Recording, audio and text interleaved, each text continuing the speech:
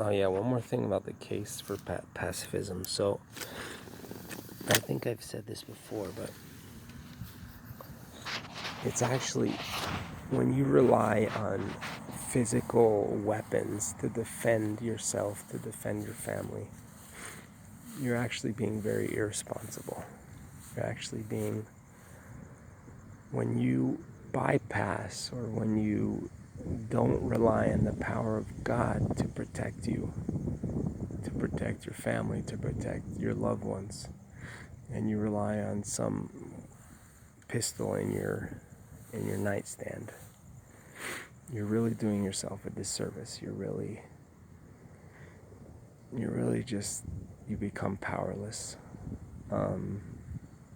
against the forces of evil. The forces of evil are almost as powerful as the forces of good. Of course, the forces of good are more, but the forces of evil are powerful as well.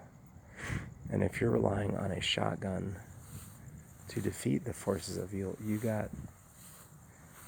first of all, you're going to be living in fear all the time, because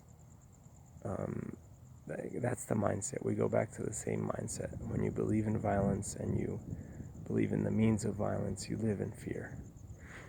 And you have a shotgun in your house, and you're always listening for people, and you live in fear.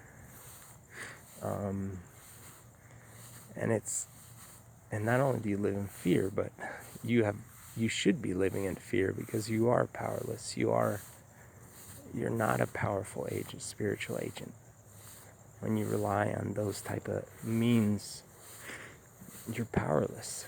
And so you should be fearful, because your spiritual power, you become spiritually powerless when you rely on violence. But when you let that go and you rely on the Spirit, on the power of God, on unconditional love towards everything, remaining in that Spirit without fear, then your power becomes great. And independent of the result, you're living within,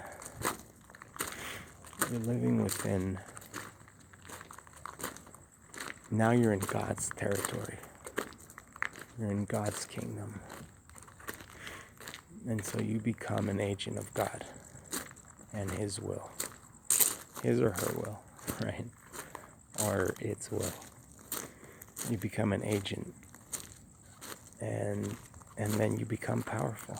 You become a super powerful spiritual agent. So don't rely on little petty things to defend you, please. Be responsible. Take that jump. That's the other case for pacifism, by the way. Ciao, good night.